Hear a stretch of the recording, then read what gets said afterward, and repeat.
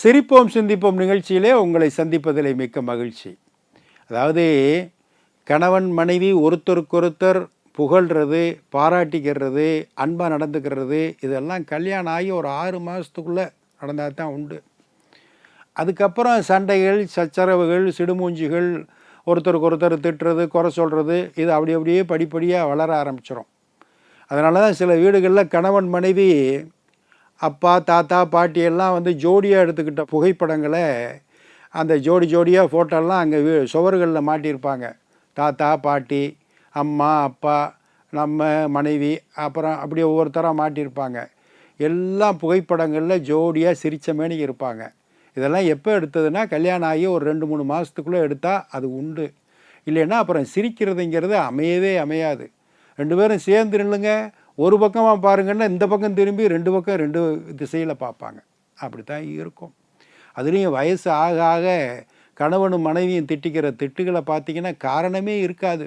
சல்லுன்னு திட்டிக்கிட்டே இருப்பாங்க, எரிஞ்சு விழுந்துக்கிட்டே இருப்பாங்கன்னு வச்சுக்கோமே. ஒரு வயதான தம்பதி, நல்ல ஜாலியான தம்பதினே வச்சுங்களேன். அவங்க வந்து வயசாகிட்டாலும் ரொம்ப மாடர்னாக ட்ரெஸ் பண்ணுவாங்க, சந்தோஷமாக இருக்கும். 2 பேருமே 80க்கு மேலே.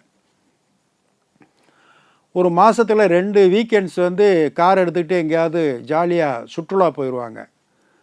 ஆமாம், சனி ஞாயிறுன்னு வந்துச்சுன்னா கிளம்பிடுவாங்க. மற்ற நாள்லேயும் சும்மா தான் இருப்பாங்க. சனி ஞாயிறு எல்லோரும் கிளம்புற மாதிரி அவங்களும் கிளம்பிடுவாங்க. கார் எடுத்துகிட்டு கிளம்பிடுவாங்க. டூர் போகிறதுனா அவ்வளவு பிடிக்கும். அதான் அந்த அம்மா சொல்லும், டூர் போகிறதுனா ஏன் எனக்கு ரொம்ப பிடிக்கும்னா, இந்த பாழாப்போன இட்லியும் தோசையும் டெய்லி நான் வந்து சுட வேண்டியிருக்கு. அதுக்கு சட்னி அரைச்சோம்னா சாம்பார் இல்லையான்னு கேட்பார். சாம்பார் வச்சா சட்னி இல்லையான்னு கேட்பார்.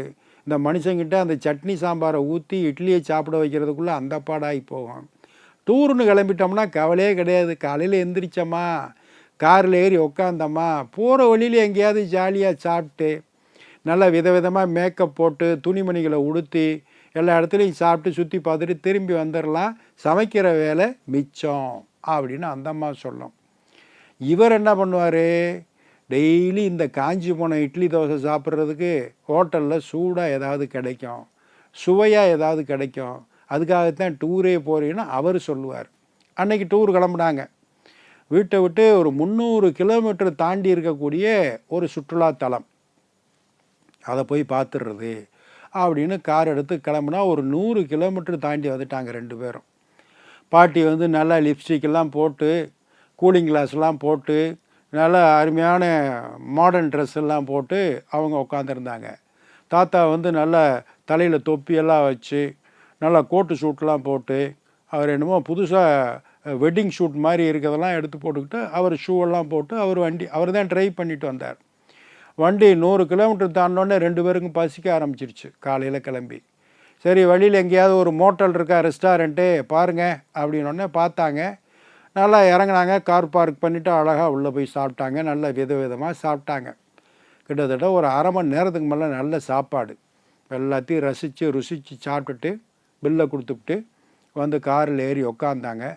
ஜம்முன்னு அருமையான சாப்பாடு, தேங்க்யூ ஒருத்தர் சொல்லிக்கிட்டு வண்டியை எடுத்தாங்க. வண்டி பறக்க ஆரம்பிச்சு ஹைவேயில். அடுத்து கிட்டத்தட்ட ஒரு அரை மணி நேரம் ஹைவேயில் போகுது. கிட்டத்தட்ட 40-50 கிலோமீட்டர் தாண்டிடுச்சு. அப்போ தான் அந்த அம்மா, ஏங்க காஸ்ட்லியான கண்ணாடியை அங்கே ரெஸ்டாரண்ட் டேபிளையே வச்சுட்டு வந்துட்டேங்க அப்படின்னு அந்த அம்மா சொல்லிச்சு. அப்படின்னு முறைச்சார் இவர். கண்ணாடிங்க, 5000 ரூபா கண்ணாடி ரெஸ்டாரண்ட்டில் விட்டுட்டு வந்துட்டேன் டேபிள் மேலே அப்படின்னு.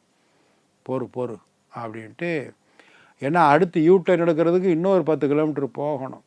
அப்படியே பல்ல கடிச்சிக்கிட்டு போய் யூட்டர்ன் எடுத்து திரும்பினார்ல, அங்கிட்டு ஒரு 50 நிமிஷம் ட்ராவல் பண்ணால் தான் அந்த ரெஸ்டாரண்ட்டுக்கு திரும்பி வர முடியும். ஆரம்பித்தார் ஐயா, உனக்கு இதே பொழப்பா போச்சு.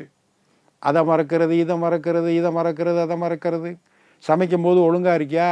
ரசம் வச்சா புளி ஊற்ற மாட்டேங்கிற, சாம்பார் வச்சா பருப்பு போட மாட்டேங்கிற, சோறாக்குனா அரிசியே போட மாட்டேங்கிற, வெறும் தண்ணி கொதித்து வடிச்சு விடவான்னு வந்து நின்னா என்ன மாதிரி ஆகும்? கண்ட மேனிக்கு திட்டுறாரு. இப்படியெல்லாம் யாராவது சமைப்பாங்களான்னு அந்த அம்மா நினச்சிக்கிட்டு வருது. உன்னைய கட்டிக்கிட்டு இந்த வருஷங்களில், இந்த 50 வருஷத்தில் நான் பட்ட பாடு, திட்டி அந்த அம்மா ஒன்றுமே பேசலை. கண்ணாடியை மறந்துட்டு வந்தது நம்ம. திட்டுறதை வாங்கிட்டு தான் போகணும். எதிர்த்து பேசுனோம்னா காரு போகாதங்க, சரின்ட்டு பேசின வரைக்கும் திட்டி தீர்த்தோடனே நேராக ரெஸ்டாரண்ட்டுக்குள்ளே போய் வண்டி நின்றுச்சு. போய் எடுத்துகிட்டு வா அப்படின்னு ரொம்ப சத்தமாக கோபமாக சொன்னார். அந்த அம்மா அப்படியே குற்ற உணர்வோடு பதுங்கி பதுங்கி உள்ளே போனாங்கல்ல. படக்குன்னு சத்தம் போட்டார். முத்துலட்சுமி அப்படின்னாரு. என்னங்க அப்படின்னாங்க. அந்த டேபிள் மேலே கண்ணாடி கூலிங் கிளாஸ் வச்சுட்டு அதைத்தானே எடுக்க போகிறேன். ஆமாங்க என்ன. அப்படியே நான் உட்காந்துருந்த சேருக்கு பக்கத்தில் என்னோடய தொப்பியும் கிரெடிட் கார்டும் இருக்கு, அதையும் சேர்த்து எடுத்துகிட்டு வா என்ன அப்படின்னாரு பாருங்க. அடப்பாவி, இவ்வளவு நேரம் அந்த அம்மா ஞாபகம் பரவிட்டே இந்த திட்டினிய பெருசு, நீ எவ்வளோ மறந்துட்டு வந்திருக்க, அதுவும் கிரெடிட் கார்டே விட்டு வந்திருக்கியே, அது இப்போ தான் ஞாபகத்துக்கு வந்துச்சா. சில பேர் சமாளிக்கிறதுக்கு திட்டுறதை ஆயுதமாக பயன்படுத்துவாங்க. அடுத்த ஒரு நிகழ்வில் சந்திப்போம். இந்த நாள் இனிய நாளாக அமைய நல்வாழ்த்துக்கள். வணக்கம்.